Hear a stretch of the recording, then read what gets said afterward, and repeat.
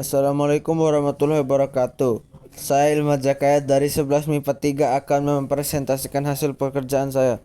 Pengertian batang. Batang adalah salah satu organ pada tumbuhan yang menopang daun dan bunga. Batang juga berfungsi sebagai tempat berkembangnya organ-organ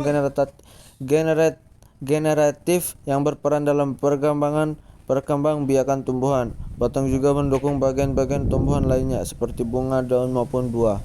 Karena batang berfungsi sebagai tempat atau jalurnya masuk makanan yang dibawa dari akar menuju ke bagian yang di atasnya. Batang terbagi menjadi dua, yaitu batang dikotil dan batang monokotil. Ini adalah gambar organ batang. Struktur penyusun organ batang. A. Epidermis, tersusun atas satu lapis sel tanpa ruang antar sel. Dinding luar mengalami penebalan dari kutin yang disebut kutikula. Dan pada tumbuhan kayu yang sudah tua terdapat cambium gabus, berfungsi sebagai pelindung dari bahaya kekeringan. B. Korteks. Korteks adalah anggota terluar dari batang atau akar tumbuhan yang dibatasi di anggota luar oleh epidermis dan di anggota dalam oleh endodermis. Korteks tersusun dari jaringan penyokong yang tidak terdiferensiasi dan menyusun jaringan landasan. C. Endodermis. Batas antara korteks dan stela adalah endodermis. Batang berbeda dengan endodermis akar. Sel endodermis terdiri atas sel hidup yang berbentuk silinder kosong. Dinding endodermis mempunyai struktur yang khas dan khusus. D. Berkas pengangkut. Xilem-phloem. Xilem dan phloem sendiri adalah dua jaringan berbeda yang memiliki fungsi masing-masing. Xilem berperan sebagai pengangkut air dan zat hara dari akar menuju daun, sedangkan phloem merupakan jaringan pengangkut untuk menyalurkan hasil fotosintesis ke seluruh bagian tubuh. Empelur. Dalam anatomi tumbuhan, empelur adalah bagian terdalam dari batang tumbuhan berpembuluh. Istilah dalam bahasa Inggris adalah pit. Empulur biasanya berupa jaringan lunak agak kering, kadang-kadang berongga kecil-kecil. Fungsi empulur pada tumbuhan dikotil yaitu menyimpan cadangan makanan serta memperkuat organ tumbuhan dan pengangkutan air dan mineral ke arah samping. Stele. Stele atau silinder pusat terletak di bagian terdalam pada batang. Stele berfungsi untuk alat mengangkut air dan mineral ke seluruh anatomi tumbuhan. Stele pada tumbuhan monokotil tidak terlihat jelas batasnya. Dengan jaringan korteks pada tumbuhan dikotil, stele terletak di sebelah bagian endodermis. G. Perikarbium.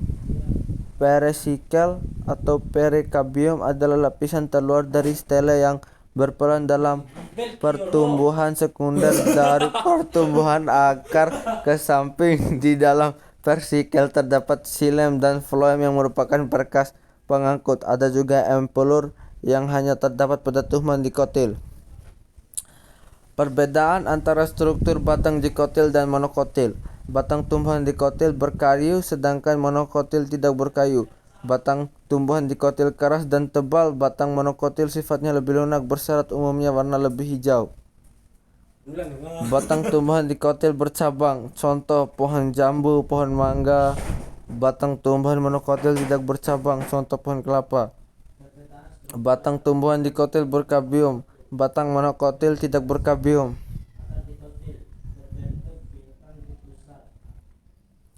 Ini juga perbedaan antara monokotil dan dikotil. Batang tidak bercabang, batang bercabang, pembuluh angkut terbesar, pembuluh angkut teratur dalam susunan lingkaran atau berseling radial, tidak mempunyai karbium vaskular sehingga tidak dapat tumbuh membesar, mempunyai karbium vaskular sehingga dapat tumbuh membesar, mempunyai meristem interkelar, tidak mempunyai meristem interkelar, tidak memiliki jari-jari empelur. Jari-jari empelur berupa deretan parenkima di antara berkas pengangkut. Tidak dapat dibedakan antara korteks dan empelur. Dapat dibedakan antara daerah korteks dan empelur.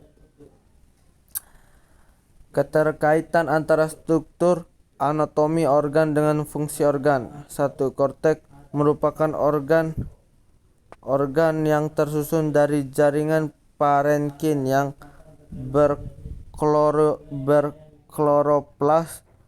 Sel-selnya berdinding tipis dan tersusun tidak beraturan dengan ruang antar sel yang lebar. Dengan struktur seperti itu dapat membantu fungsi organ batang sebagai tempat atau jalur zat makanan yang akan dialirkan ke seluruh bagian batang. Epidermis merupakan salah satu bagian dari penyusun organ batang yang terstruktur tipis, tersusun rapat dan tersusun tegak sehingga menjadikan epidermis sebagai penguat atau pengokoh organ batang, dan ini membantu fungsi dari organ batang sebagai penopang bagian-bagian tumbuhan lainnya. Endodermis, salah satu sel yang mengalami penebalan, akan tetapi penebalan yang dialami oleh endodermis adalah penebalan gabus, dan juga terdapat beberapa sel dari endodermis yang tidak mengalami penebalan sehingga memungkinkan air bisa melewati batang.